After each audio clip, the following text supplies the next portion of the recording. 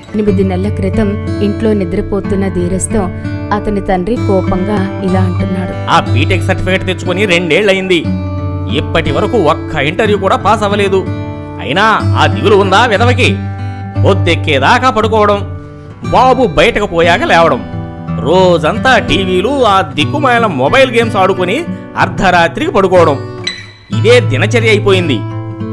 ఇంకా ఉద్యోగం చేయాలన్న కసేముంటది?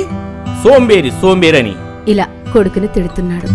ధీరజ్కి కూడా ఇవే మాటలు అలవాటైపోయి పెద్దగా పట్టించుకోలేదు. కానీ తనకు ఎన్ని ఇంటర్వ్యూలు చేసినా ఉద్యోగం రావడం లేదు అన్న దిగులుతో రోజురోజుకి మెంటల్గా డిస్టర్బ్ అవుతున్నాడు.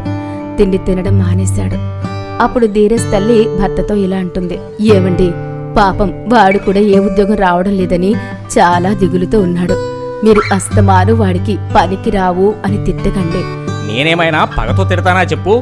అలా గుర్తు చేయకపోతే ఒక దశలో అన్ని సమయానికి అందుతున్నాయి.